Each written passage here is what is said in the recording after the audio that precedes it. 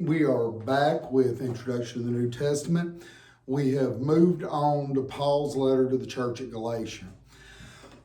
Now, I want to address one issue that doesn't typically get covered in most Bible studies, and that is the people Paul is talking to.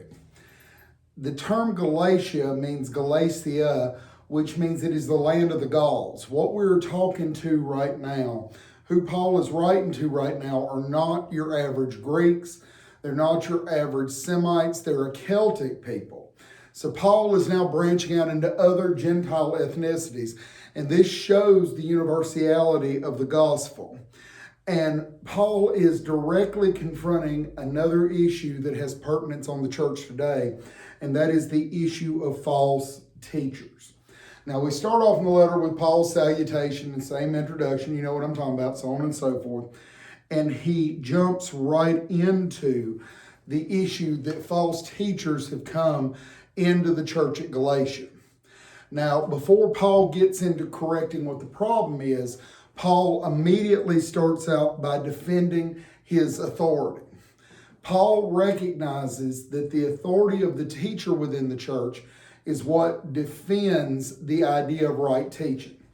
If a teacher does not have a solid biblical basis, it doesn't matter what his ordination is, it doesn't matter what his calling is. If they are deviating from what the Bible teaches, they are a false teacher. So Paul starts off and he talks about how he is seeking God's approval, not man's approval. Paul is more interested in doing what God is calling him to do rather than it is doing what man would have him do. And Paul is not even dependent upon the apostles in Jerusalem for his authority. Now, that doesn't mean that the apostles in Jerusalem don't have authority. It doesn't mean that they don't have power. It doesn't mean they don't have correct teaching. It means that ultimately our foundation has to be the Bible.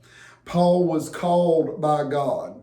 Paul studied the scriptures. Paul prepared for the ministry. Paul defends all of his authority, all of his insight, using the word of God. And the Jerusalem authorities, while they were helpful, while they are fellow workers in the gospel, do not add or subtract to Paul's authority. And Paul demonstrates this by the way he confronts them even when he sees them deviating from the clear word of the Bible. And Paul defends the gospel itself. Paul talks about peace with God comes through faith, not through works. Circumcision does not give you peace with God. Outer works do not give you peace with God. A full trust in Jesus Christ is where our peace with God comes from. And our justification is through faith, which has replaced the condemnation of the law. The Spirit's presence within the life of the believer proves the effectiveness of faith.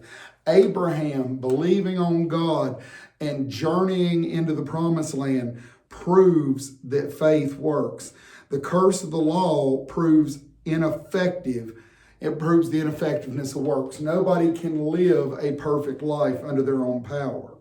The promise to Abraham has priority over the condemnation of the law. The law shows us our sin. That is the first point of the law. It doesn't mean we're not supposed to try to live up to the law. It doesn't mean we're not supposed to use the law to shape civil government.